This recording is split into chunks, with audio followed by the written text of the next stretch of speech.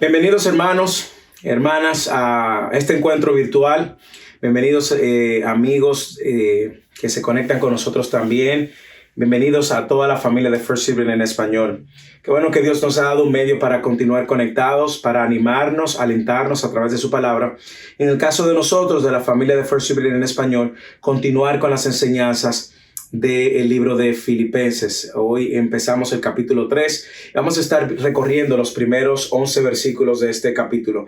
Interesante el ver que en este tiempo se valora mucho la vida y la salud. No sé cuáles cosas usted valora.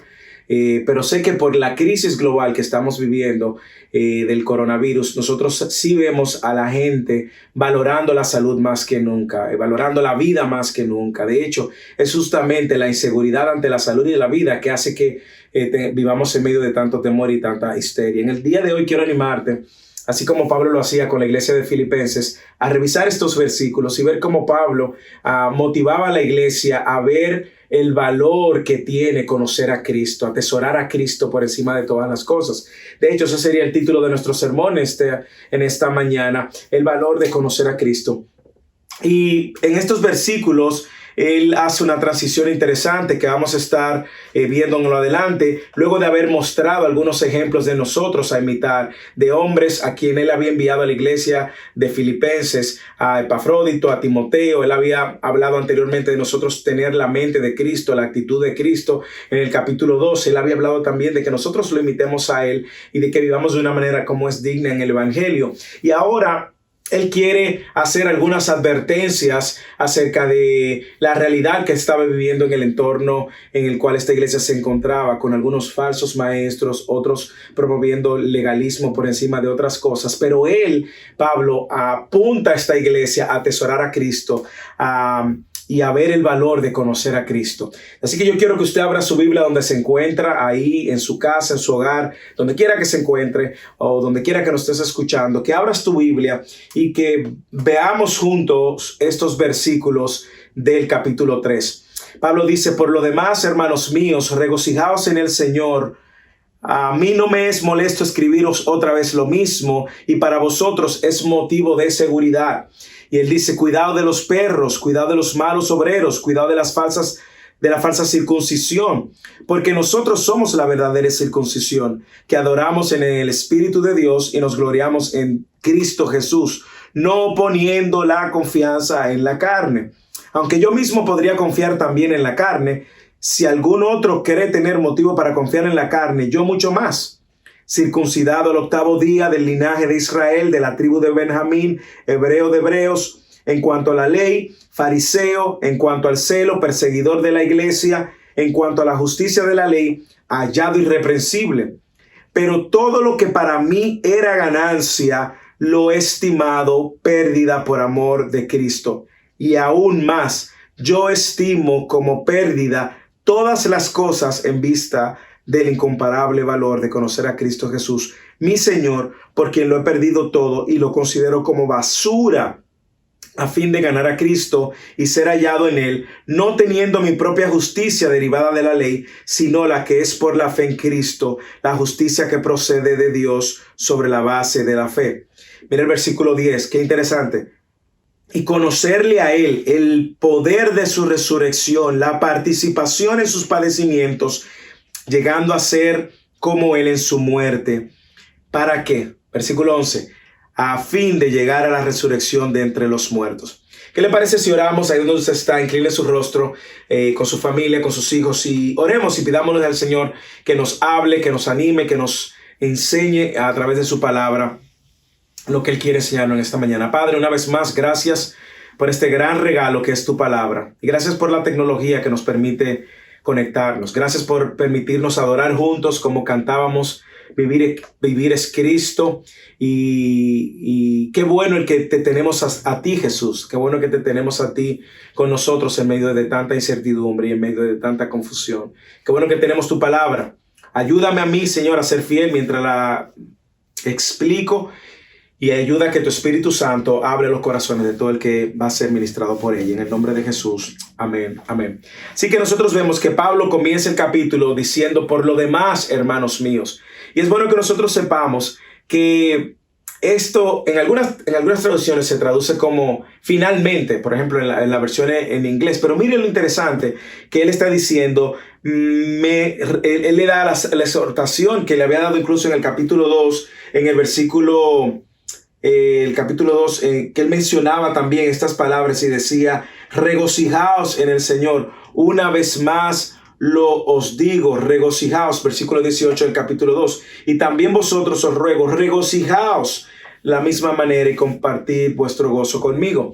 Así le inicia este capítulo 3 y transiciona a un tema muy interesante, dándonos a nosotros el ánimo de regocijarnos, de no importar cuál sea la circunstancia que estemos viviendo, de que nos regocijemos en el Señor. Es la fuente de nuestro gozo, es la fuente del regocijo. Mire lo que él dice, a mí no me es molesto escribir otra vez lo mismo y para vosotros es motivo de seguridad. ¿A qué se refiere Pablo cuando dice que a mí no me es molesto escribir lo mismo? Bueno, si usted nota el tono de lo que él está diciendo, probablemente él se está refiriendo a cosas que haya enseñado personalmente cuando estuvo en medio de ellos, o a cosas que ha mandado a comunicar, incluso cosas que ha dicho en esta carta, y que ahora va a decir y que va a repetir otra vez, como es el caso de la advertencia de los falsos maestros que estaban en medio de ellos. Pero lo interesante es, y lo seguro es, que él se está refiriendo a toda la verdad que emana del evangelio. Y Pablo le dice, yo no tengo problema con repetir esas verdades que ya ustedes conocen, que ya yo os he dicho y que vuelvo ahora a reiterarles una vez más. Nosotros estamos aquí llamados a recordar esas verdades también, las verdades del evangelio. Es bueno que nosotros una y otra vez no nos molestemos porque se nos recuerde el evangelio y que nosotros recordemos quién es Cristo, quiénes somos nosotros, qué Él hizo para salvarnos y qué nos promete a raíz de la obra que Él ha logrado.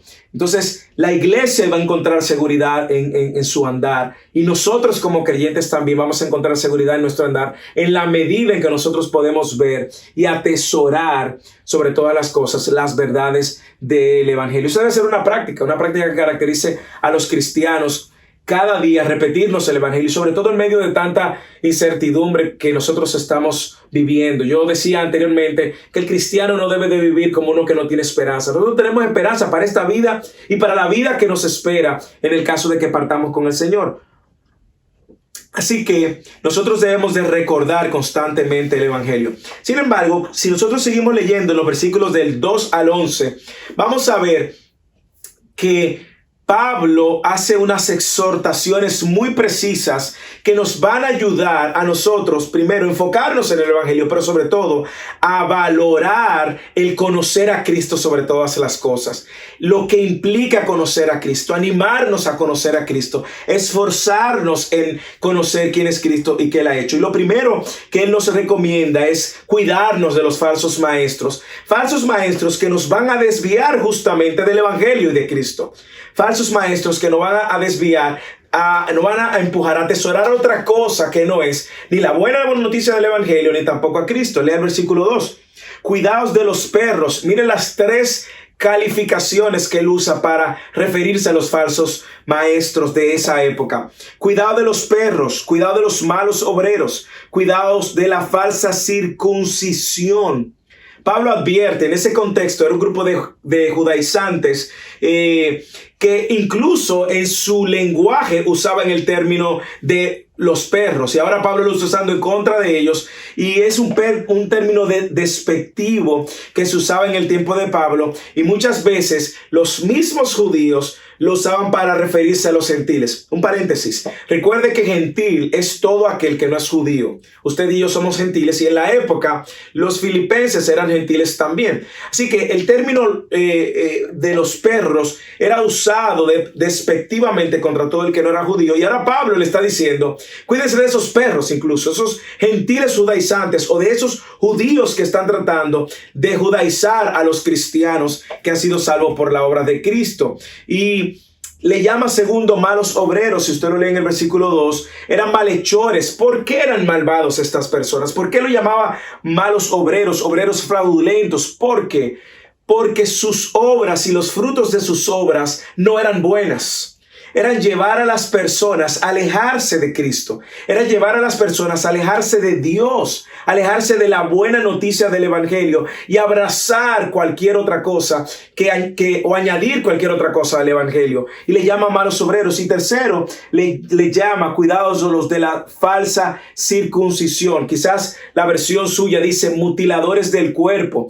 ¿Por qué? Porque este grupo de judaizantes y falsos maestros dentro de la iglesia estaban empujándolos a ellos a circuncidarse y tener la circuncisión como un sello y una garantía de su salvación. Y esto es una adición al evangelio y a las buenas noticias del evangelio que ahora es recibida por gracia. Entonces, ellos confiaban en esta obra física, en vez de la gloriosa gracia que hemos recibido para la salvación por medio de nuestro Señor Jesucristo. Y aquí Pablo lo está advirtiendo, le está diciendo, esta gente son peligrosas, esta gente están usando un concepto del Antiguo Testamento muy valorado en la antigüedad, como era la circuncisión, como Dios lo había establecido como un pacto para el pueblo y toda la descendencia de Abraham. Y ahora los judaizantes quieren añadirle esto a la buena noticia del evangelio, cuando ahora la circuncisión misma era una sombra de lo que Cristo iba a hacer en el corazón de los creyentes. Y Pablo los advierte a ellos. Pablo los advierte. Él está diciendo, ustedes no necesitan mutilación física. Ustedes lo que necesitan es una circuncisión en el corazón, un cambio de corazón, un nuevo nacimiento. Y Pablo siempre ha entendido que los falsos maestros trataron de desviar la atención de Cristo y del evangelio de Cristo. Y le voy a decir algo. No es algo que solamente Pablo nos advierte. Jesús nos advierte de eso en Mateo 7:22, Mateo 24. Pedro nos advierte de eso. Juan en sus cartas nos advierte de eso. Judas, que escribió una carta, nos advierte de eso. No Judas Iscariote, sino Judas el otro, el apóstol. Entonces nosotros vamos a ver que siempre el objetivo de los falsos es engañar. Es engañar. Su propósito es engañar, desviarnos de la verdad del evangelio, de la verdad de la palabra. Y tanto en aquel momento como ahora no es la excepción. Yo creo que hay una advertencia clara en este tiempo, sobre todo con todo este revuelo de la enfermedad. Nosotros vemos a falsos maestros invitando a la gente a dar dinero para ser sanado, invitar a la gente a dar dinero para ser protegido, manipulando los tiempos y queriendo manipular a la gente en nombre de Dios. Esta época no es la excepción. Igual que como sucedía en los tiempos de esta iglesia de Filipos, lo mismo está sucediendo en nuestros tiempos. Los falsos maestros son y serán peligrosos. Y la advertencia en esta mañana es justamente esa. Cuidémonos de los falsos maestros y estos falsos maestros que tienen como objetivo desviarnos del evangelio, del evangelio y de la obra de Cristo. Mire también cómo Dios ha sido coherente advirtiendo a su iglesia. Y Pablo en esta carta, él lo ha dicho ya en el capítulo 1, versículo 17. Él dice, aquellos que proclaman a Cristo por ambición personal. Luego lo repite en el capítulo 3, versículo 2. Y más adelante, vamos a ver más adelante que él lo repite, no solo en el 1.17, sino en el 3.2, sino en el 3.18, lo vamos a ver la próxima semana, dice que le han llamado, estos son enemigos de la cruz. Enemigos de la cruz. O sea que Dios nos ha dado la advertencia de manera consistente a través de su palabra, y nosotros estamos llamados a que nosotros nos mantengamos en alerta. Déjeme decirle algo. El enemigo no tiene problemas en mostrar una versión diferente del evangelio con medias verdades, si al final te va a condenar y te va a arrastrar al error y a la muerte eterna. Así que cuidados con los perros, los falsos maestros, los de este tiempo, que están por ahí, que andan por ahí tratando de arrastrar a mucha gente y confundiendo a mucha gente. No comparta todo lo que usted ve de todos estos falsos maestros. No comparta nada de los falsos maestros. Pero tenga mucho cuidado de lo que usted recibe y lo que usted comparte. Muchas veces que viene cargado con medias verdades y que buscan engañar. Así que tengamos cuidado. Los falsos maestros engañan tergiversando, torciendo, doblando la verdad. Y muchos quieren o agregarle al evangelio, añadiendo una carga que no se puede, o quitándole al evangelio y haciendo el evangelio tan ligero, tan diluido, que no es el evangelio. Cuando nosotros agregamos al evangelio o cuando le quitamos al evangelio, usted sabe lo que pasa. Perdemos el evangelio. Se disuelve el evangelio. Así que nosotros no vamos a encontrar en ningún lugar de las escrituras que el evangelio necesita una adición. De hecho, Pablo dice en Gálatas que si alguien le enseña un evangelio diferente a al que él ha enseñado, se ha llamado maldito, anatema. Entonces tengamos eso, el llamado de nosotros en esta mañana, en esta primera advertencia, con miras a valorar el conocer a Cristo, es que nos cuidemos de los falsos. Porque los falsos nos van a llevar a valorar otras cosas y no a Cristo. Los falsos nos van a arrastrar a atesorar cosas probablemente materiales y no a Cristo. Nos van a llevar a poner nuestra mirada en lo terrenal y no en Cristo, no en su obra. O nos pueden llevar a valorar nuestras propias obras y nuestros propios esfuerzos para ganarnos la salvación y no a Cristo. Entonces tenemos que abrir nuestros ojos y tenemos que entender que no estar alerta a los falsos maestros y seguirlos sin ningún tipo de discernimiento nos puede desviar entonces a perderle el valor de conocer a Cristo. De hecho, miren lo que pasa con el evangelio de la prosperidad. ¿Qué es lo que hace el evangelio de la prosperidad? Tuerce la verdad y hace que la gente se enfoque en lo material. De manera que persiguiendo lo material, entonces olvide el tesoro de Cristo, de lo que Cristo ofrece y de lo que Él es. Buscan las bendiciones más que a Dios que nos bendice. No solamente eso, sino que creemos que nuestra estatus espiritual se mide en función de lo que yo doy o de lo que tengo. Y si no doy y no tengo, no soy bendecido, no soy prosperado, no estoy en victoria. Entonces abramos nuestros ojos, que es una adición torcida al evangelio. Es infernal, es malvado, es dañino, sale del infierno. Igualmente usted va a encontrar un evangelio moralista, legalista, que te dice haz para ganarte el favor de Dios. Y esto también es tan pecaminoso porque está removiendo a Cristo del centro y de su obra está poniendo al hombre. Entonces es Cristo y solo por Cristo. Así que la advertencia es: cuidémonos de estos falsos movimientos, falsos evangelios que nos están llevando nos pueden arrastrar a perder el valor de conocer a Cristo. Y si usted está consumiendo un evangelio que no es el evangelio de la Escritura, suéltelo, renúncielo. Si usted está escuchando predicadores, deja de escucharlo. Si está leyendo su libro, bote sus libros y enfóquese en lo que Cristo nos enseña, lo que Pablo nos motiva en esta mañana, que es valorar el conocer a Cristo sobre todo. La segunda advertencia que Pablo nos hace es que nos cuidemos del legalismo que nos sustituye o que trata de sustituir la gracia.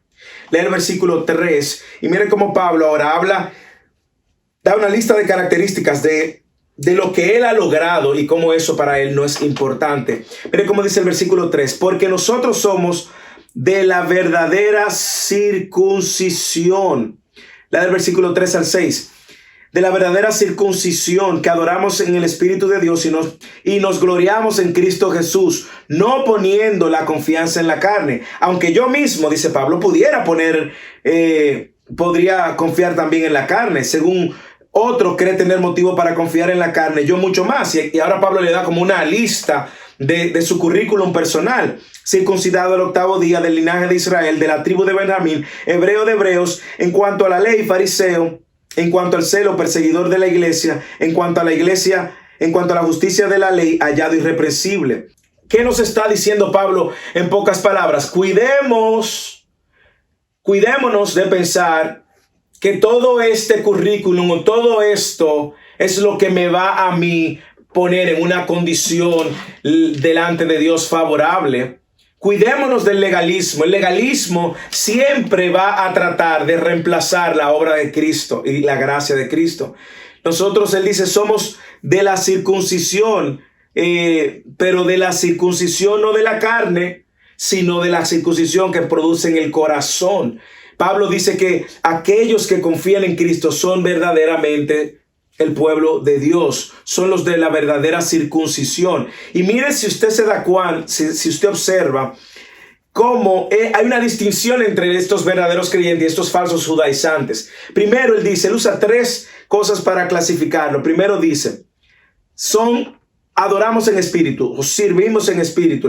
Pablo dice, el verdadero creyente adora en espíritu, en el versículo 3b. Adoramos en el espíritu de Dios. Y cuando Pablo usa esta palabra adoración, no se está refiriendo a lo que hicimos antes de empezar este servicio o a lo que nosotros nos pensamos que hacemos en un servicio dominical. No, él está hablando de servicio, de servir, de una vida dedicada, una vida de un culto con tu vida. Nosotros servimos a Dios con nuestras vidas, vivimos, adoramos a Dios con nuestras vidas. Ese es nuestro servicio espiritual, como él luego dice en Romanos capítulo 12, versículo 1, luego de que dice, presentáis vuestro cuerpo como sacrificio vivo y este es vuestro culto racional. Es esa manera de vivir, esa manera de adorar a Dios con toda la vida a la cual Pablo se está refiriendo. Lo primero que él dice es que nosotros adoramos, servimos al Señor con nuestras vidas. Adoramos en el Espíritu, adoramos al Señor de la manera correcta. El verdadero cristiano posee ahora el Espíritu de Dios dentro de él y el Espíritu de Dios dentro de él lo lleva a vivir una vida espiritual, una vida que honre a Dios y que viva de manera como Dios espera. Lo segundo es que él dice, nos gloriamos en Cristo. Lea el versículo. Adoramos en el Espíritu de Dios y nos gloriamos en Cristo Jesús. Nos gloriamos en la obra que él ha hecho. Mire que no se gloríe en lo que hace el hombre, sino en lo que Cristo hizo. Mire que él no está buscando gloriarse en lo material, en lo que él tiene, sino en lo que Cristo hizo. Su mayor jactancia está en la obra de Cristo. Es en Cristo que debemos de jactarnos, solo en Cristo debemos de jactarnos. Y la vida cristiana es una vida que exalta a Cristo. Es una vida que busca la exaltación de Cristo. No lo que usted tiene, no los logros personales, no lo material que usted tiene, no lo que usted hace, las obras que usted hace. No. Es en Cristo. Es en Cristo. Que la gente pueda conocernos, hermanos, porque nos jactamos en la obra de Cristo, en conocer a Cristo, en amar a Cristo, en conocer su persona, en conocer el regalo de la salvación, en conocer su obra, en conocer su señorío, en conocer lo que él hizo en la cruz, en conocer su gracia, en conocer lo que él nos promete luego de que nosotros partamos de este mundo. Entonces nosotros no nos confiamos en lo que tenemos humanamente. Eso no va a poder a nosotros garantizar ningún tipo de estado delante de Dios. Nada que ver. La obra de Cristo sí. Y él dice, Pablo más adelante, no solamente que andamos en el Espíritu y que nosotros adoramos y servimos en el Espíritu de Dios, sino que también nos gloriamos en Cristo Jesús, en quien Él es, en su obra, en su gracia, en su salvación, en sus promesas. Y ahora él luego dice, y no poniendo, negativo, ahora viene un contraste, no poniendo la confianza en la carne. ¿Y él qué hace en esto? Lea el versículo otra vez, ahí donde usted está. Aunque yo mismo podría confiar también en la carne, si alguno otro cree tener motivo para confiar en la carne, yo mucho más. Y Pablo comienza a dar entonces una lista de cosas: circuncidado al 8º día, del linaje de Israel, de la tribu de Benjamín, hebreo de hebreos, en cuanto a la ley fariseo, en cuanto al celo perseguidor de la iglesia, en cuanto a la justicia de la ley, hallado irreprensible. Mientras los falsos maestros decían, confía en tu obra, confía en la obra de la circuncisión, confía en guardar el sábado, confía en lo bueno que tú hiciste, en lo bueno que tú eres. Pablo está diciendo, yo no confío en nada de eso. Mi confianza está puesta en Cristo. Solo en Cristo, solo en Cristo. Y mire que él dice que él no confía en la carne. Cuando él habla de confiar en la carne, que él se está refiriendo justamente a todos estos logros humanos, todos los logros humanos que nosotros atesoramos muchas veces más que a Cristo mismo, que nos jactamos muchas veces, que invertimos nuestro dinero, nuestros esfuerzos y nuestros recursos y que ponemos nuestra seguridad en ese tipo de cosas, en ahorros, en bienes, en preparación. Que no estoy diciendo que está mal, pero no debe de ser la fuente donde yo deposito mi confianza. Pablo, si algo está poniendo claro, es que en eso, todo lo que han sido sus logros no es su confianza. ¿Cuál es nuestro problema? Bueno, justamente eso, que nuestro corazón es propenso a confiar más en esas cosas. Ese es nuestro problema, que nuestro corazón está más propenso a confiar en cualquier otra obra que no sea en la obra de Cristo, que nuestro corazón está propenso a suplantar la obra de Cristo por la obra mía, por mis esfuerzos, buscar mis propios méritos. Y eso es legalismo, eso es un evangelio falso. Pero note que este pasaje nos recuerda algunas cosas que ellos trataban en lo cual ellos trataban de poner su confianza y de poner su seguridad. Y Pablo le dice a la iglesia, cuídense de eso. Cuídense de ese legalismo, cuídense de ese legalismo que quiere reemplazar la obra de la gracia de Dios. ¿Por qué? Porque el legalismo siempre será un obstáculo para ver la gracia que hemos recibido por medio de la obra de Cristo gratuitamente. Como dice Efesios capítulo 2, por gracia sois salvos. Y esto no es de vosotros, pues es un don, un regalo de Dios, no por obras, para que nadie se gloríe. Y el legalismo siempre va a ser un obstáculo para nosotros ver esa gracia y atesorar esa gracia. El legalismo siempre buscará reemplazar la obra de Cristo con una obra humana, con méritos humanos. Y usted va a ver religiones, todos los sistemas religiosos, ¿qué es lo que te dicen? Tienes que hacer esto. Tienes que hacer, para entonces ver. Yo creo que he compartido esta historia, esta ilustración con muchos de ustedes. Una vez venía del aeropuerto en un Uber y el conductor era un conductor de origen iraquí. Y me di cuenta por su acento, así que trataba de entablar la conversación para tratar de introducir el evangelio. Y tratar de introducir la verdad del evangelio. Y yo le preguntaba a él si él era musulmán. Me dijo que sí. Yo le pregunté, ¿musulmán nominal o tú eres un musulmán que lleva las normas? Y él me dijo, sí, no, yo soy un musulmán. Y yo le preguntaba, ¿qué tiene que hacer un musulmán para ser salvo? Él me decía, bueno, hay que orar 5 veces al día mirando hacia la mezquita, en dirección hacia la mezquita. Hay que ir por lo menos una vez en tu vida a la mezquita. Tienes que hacer el ayuno del Ramadán todos los años. Y me empezó a decir una serie de reglas y pasos que había que hacer para poder ser salvo. Y él me dijo, esto es lo interesante, y al final de tu vida, si Alá quiere, entonces tú vas a entrar al cielo. Y yo le dije, o sea, que tú haces todo esto y no tienes la seguridad de que vas a ir al cielo. Y me dijo, no. Si Alá quiere, porque solo Alá sabe. Lo cual me dio paso entonces a hacerle la comparación y decirle, mire, yo soy cristiano y mire lo que hace lo que nosotros creemos. No hay nada que yo pueda hacer. Todas mis obras son inútiles, se quedan cortas delante de la obra de Dios. Lo único que el hombre está llamado a hacer es a arrepentirse de sus pecados, a confiar en una sola obra, la obra de Cristo. Y una vez una persona confiesa a Cristo como el Señor y Salvador de su vida y se arrepiente de sus pecados y vive al señorío, de acuerdo al señorío de Cristo, tiene la seguridad de que cuando muera va a ir a la eternidad, porque él lo prometió y él lo dijo y lo cumplió. Y la conversación terminó porque yo llegaba a mi casa. Sin embargo, el legalismo siempre buscará reemplazar la obra de Cristo, la única obra, porque el hombre quiere sentirse que logra la salvación también por medio de sus propias obras. El legalismo siempre buscará quitarle la gloria a Dios y dársela al hombre. Ese es el problema. Si usted tiene que hacer cosas para salvarse, si usted es quien el único que haciendo paso 1, paso 2, paso 3, paso 4, usted logra salvarse, cuando usted llega al cielo, entonces usted es el que debe recibir toda la gloria y no Cristo. Usted es el héroe, su propio héroe. Usted ha sido su propio salvador. Usted ha sido su propio gestor de su salvación. El legalismo, déjeme decirle algo, siempre será insuficiente para salvar. El legalismo no podrá salvarte. El legalismo es un intento fallido del hombre de autosalvarse y de autojustificarse delante de Dios. El legalismo es un intento de autoexpiarte delante de Dios. Y nada de eso es suficiente. Nada que el hombre por sí mismo pueda hacer para ganarse la salvación. No existe nada. Una sola cosa, y es la obra de Cristo. El legalismo solo va a promover y alimentar el orgullo, y nosotros debemos de resistir a toda forma de legalismo.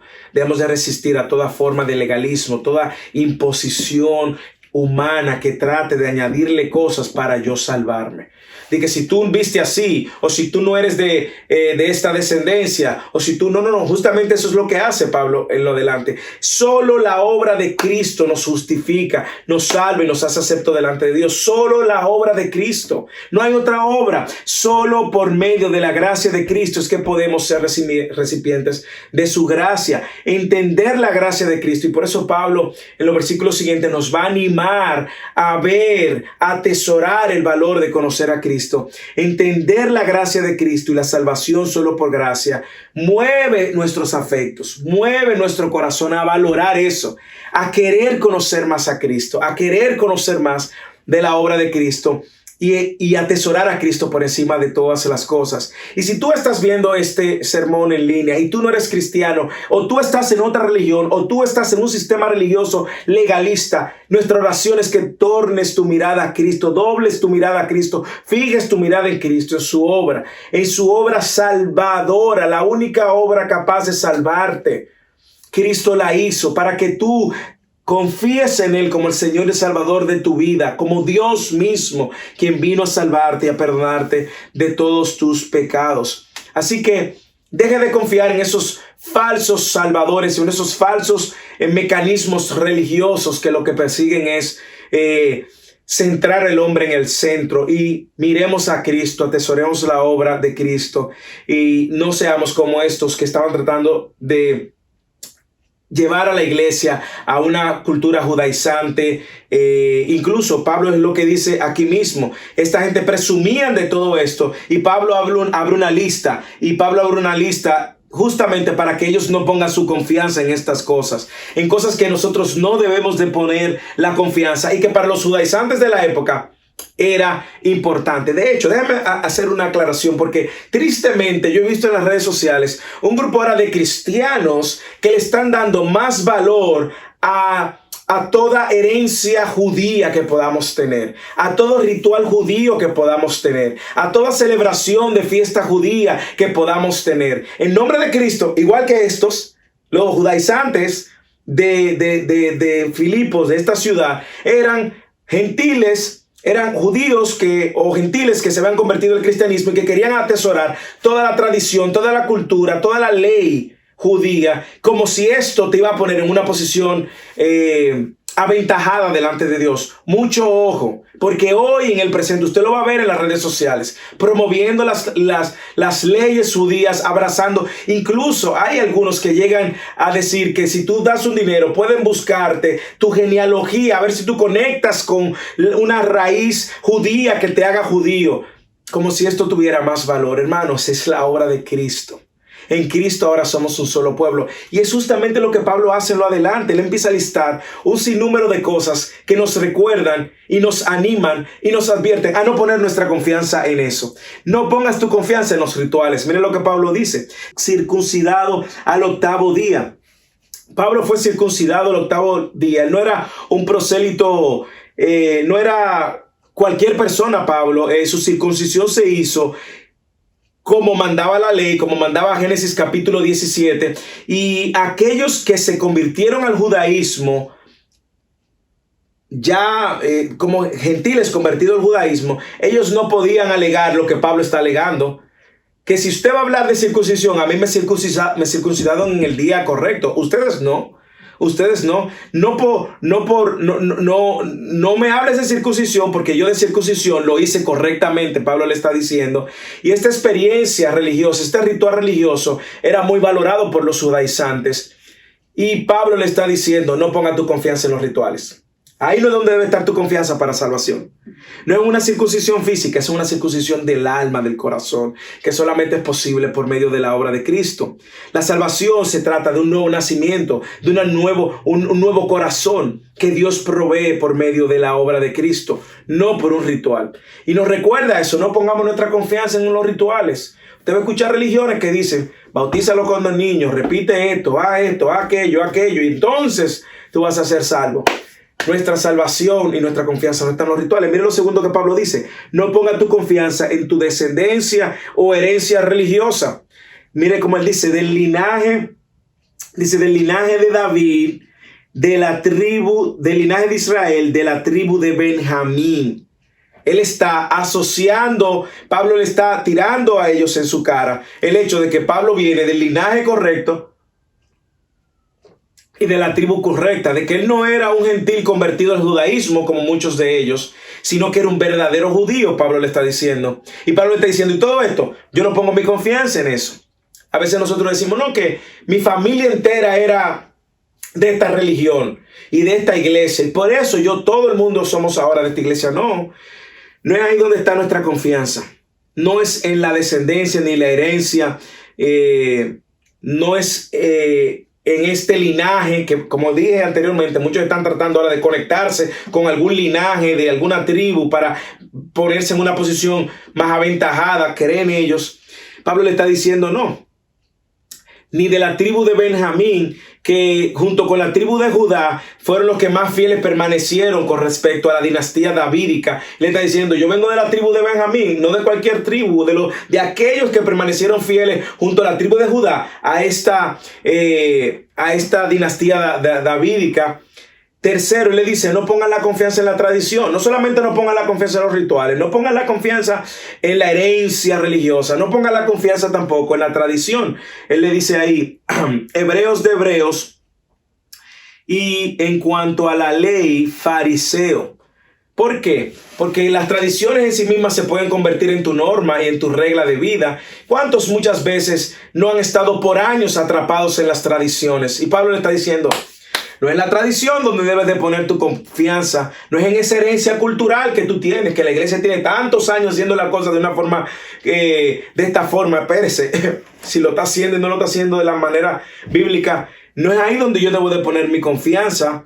Y Pablo, que había adoptado no solamente la ley, sino que él era fariseo. Recuerda que él era Saulo de Tarso, que perseguía a la iglesia. Y no solamente que perseguía a la iglesia, sino que perseguía a los cristianos y lo arrastraba hasta llevarlo, si es necesario, a que lo mataran. Entonces, él vivía de una forma farisaica, moralista, y que él le está diciendo, no es aquí donde usted debe poner su confianza. ¿Qué más le dice en cuanto al celo perseguidor de la iglesia? Él está diciendo, no ponga su confianza en su celo religioso.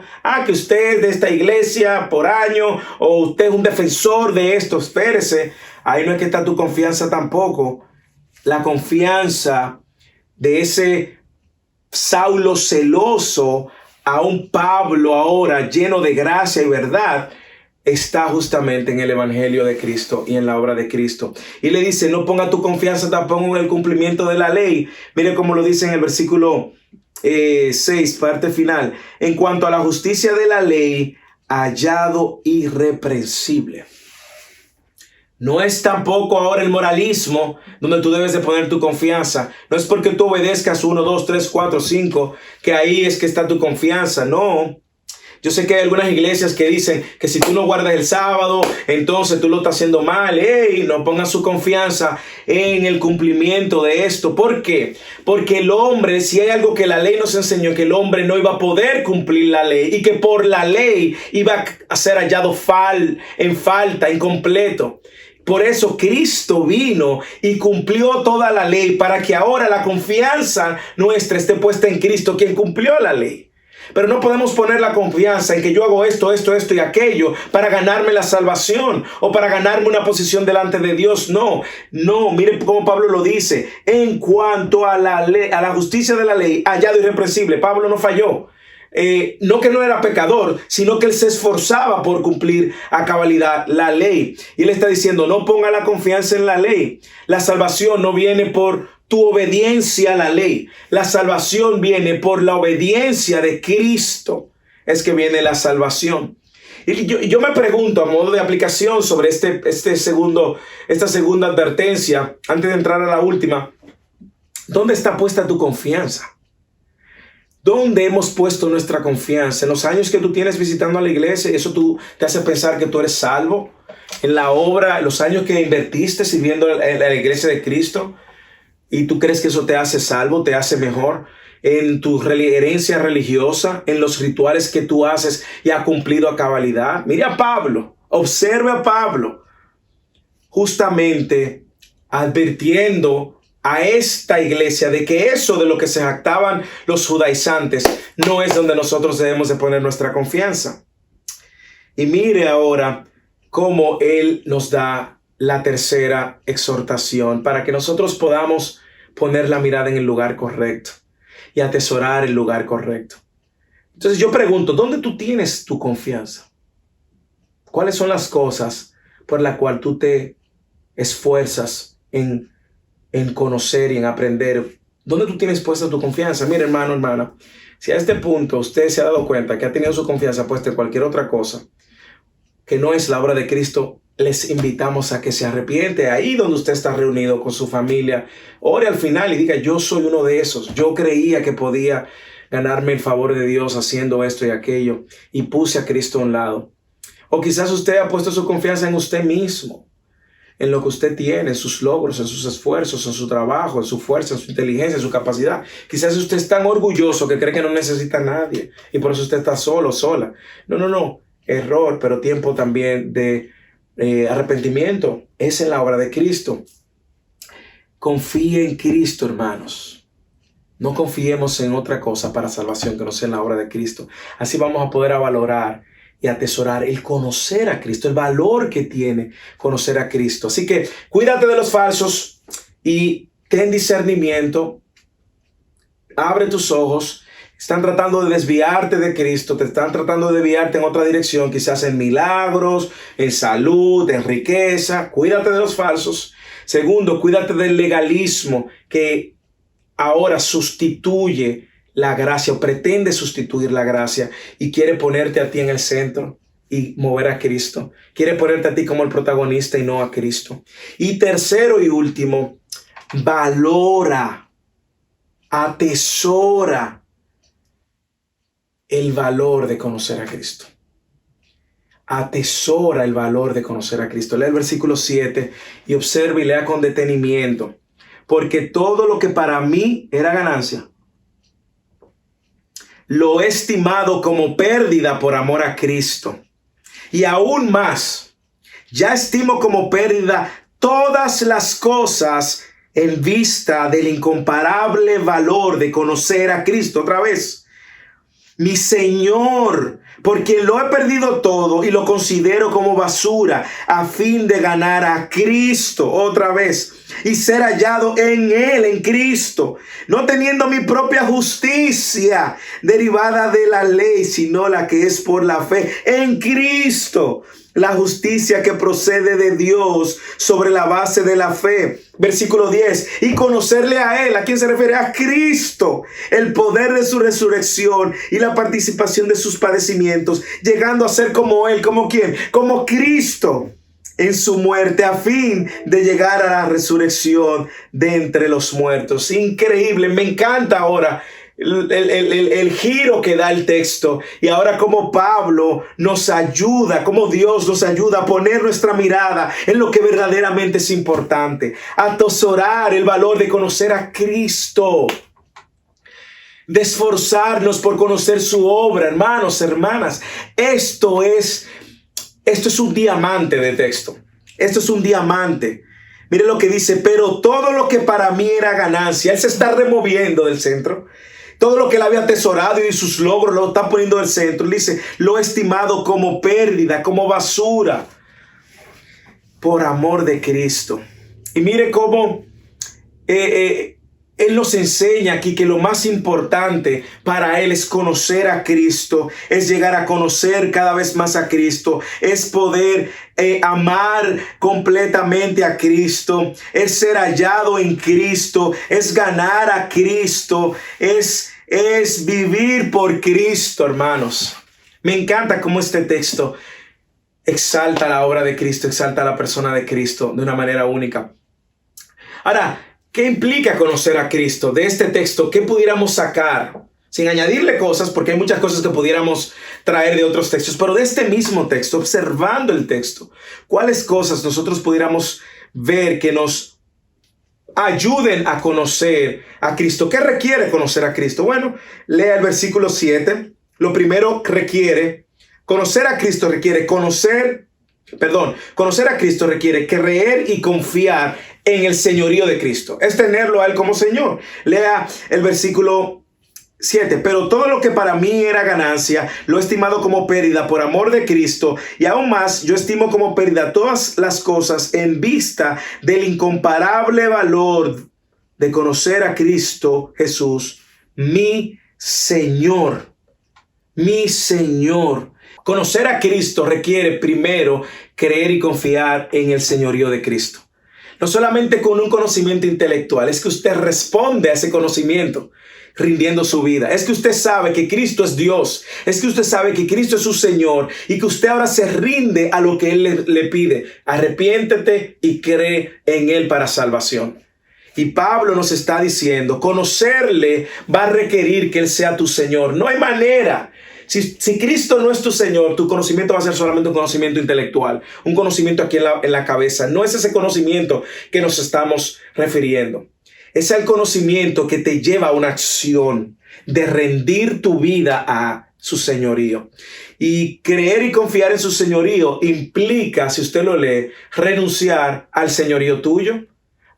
Es quitarte a ti de Dios y ponerlo a Él como Dios. Mire cómo lo dice. Todo lo que para mí era ganancia lo he estimado como pérdida. Lo que yo creía que era importante, donde yo tenía mi confianza, eso es basura, estiércol, lo llama la Escritura. Todo eso es basura. Yo estoy removiendo mi señorío y poniendo a Cristo como el Señor. También requiere renunciar a tus dioses y abrazarlo a Él como el único Dios. Requiere renunciar a tu señorío, abrazarlo a Él como el único señorío. Nada de lo que este mundo se considera como importante para ser salvo es quitar todo eso y ponerlo a un lado y poner a Cristo como el único medio. Lo importante es rendirte a Él como el Señor. Segundo, conocer más a Cristo y atesorar esa verdad de conocerlo a Él más implica creer y confiar solamente en Cristo para ser hallados justos, ser justificados. Lee el versículo 9 en adelante. Y ser hallado en Él, no teniendo mi propia justicia derivada de la ley, sino que la que es por la fe en Cristo, la justicia que procede de Cristo sobre la base de la fe. ¿Qué está diciendo? Que para conocerle a Él, yo necesito primero que Él sea mi Señor, creer y confiar en su señorío, pero creer y confiar en que Él me hace justo, en que Él me justifica, no yo me justifico. Léalo, está muy claro. Y ser hallado en Él me justifica. Eso es conocerlo, eso es creer y confiar en eso, en que ser hallado en Él, no teniendo mi propia justicia, versículo 9, derivada de la ley, no es mi justicia. ¿Cuál entonces? Sino la que es por la fe en Cristo, la justicia que procede de Dios sobre la base de la fe.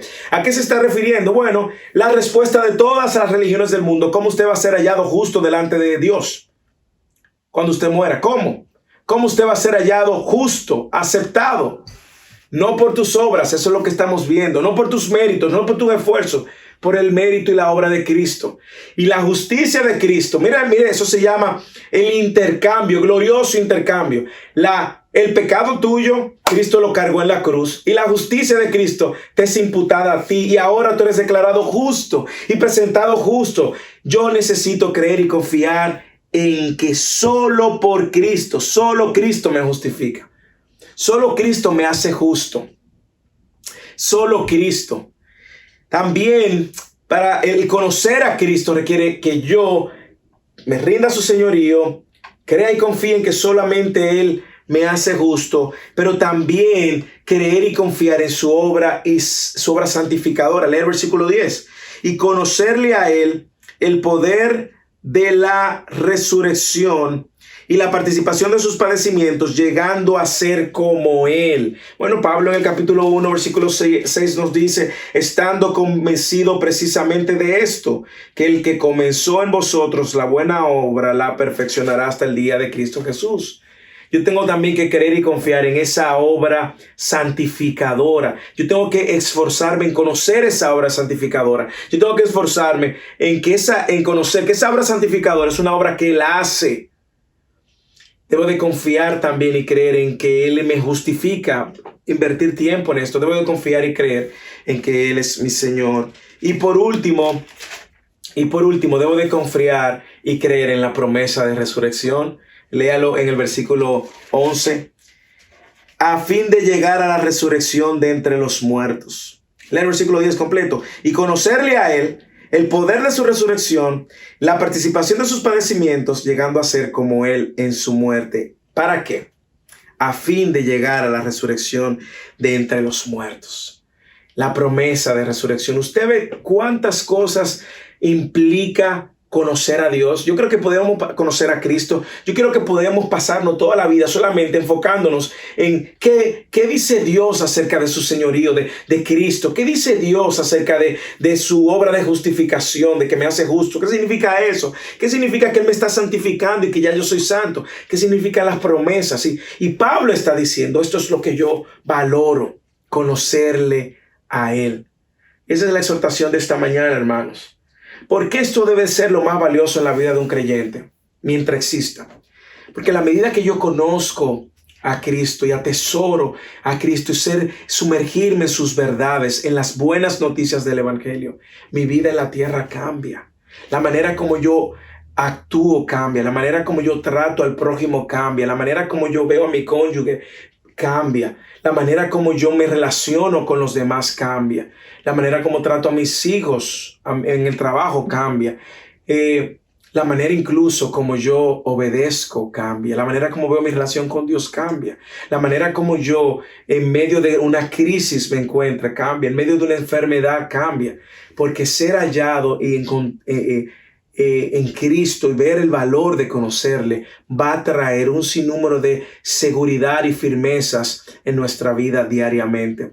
Además nos va a dar la garantía que necesitamos de salvación que todo creyente necesita. Ante tanta amenaza de muerte, es importante que atesoremos más que la vida, conocer a Cristo, quien nos promete vida a pesar de la muerte. Y si usted es creyente, esa es nuestra oración, que ahora en familia saque un tiempo, aparte un tiempo y discutan esto que hemos hablado. Discutan cómo esto puede lucir en tu vida, cómo usted puede aplicar esto en su vida. Y algunas preguntas que ya le hicimos llegar de manera que ustedes puedan seguir ahora poniendo aplicaciones a estas enseñanzas. Disfruten este tiempo juntos en casa. Padres, tomen el liderazgo de sus familias, el liderazgo espiritual de sus hogares. Mujeres, impulsen ese liderazgo y ayuden a que esto también sea posible. Hijos, obedezcan a sus padres en este tiempo y también sean sensibles a la realidad que todos están viviendo. Pero si tú eres cristiano o cristiana, estás escuchando y viendo esto, es nuestro deseo que tú puedas atesorar a Cristo. Y eso solamente es posible si tú reconoces cuál es tu condición delante de Él. Eres un pecador, una pecadora, que por causa del pecado estás inhabilitado de vivir en amistad o en una relación con Dios. Pero Cristo vino al mundo, murió en la cruz para reconciliarnos con Dios y demanda de ti arrepentimiento, confesión de tus pecados a Él y entregar tu vida completamente a ti. Si tú estás en alguno de estos grupos y eso es lo que tú quieres que suceda, o algún niño quiere responder a esa verdad y entregar su vida a Cristo en este día, hazlo y luego déjennos saber cómo podemos orar por ustedes. Que el Señor les bendiga. Nos veremos durante la semana con algunos devocionales y nos vemos el próximo domingo por aquí mismo en un encuentro más virtual en First Shipping en español. Que Dios les bendiga.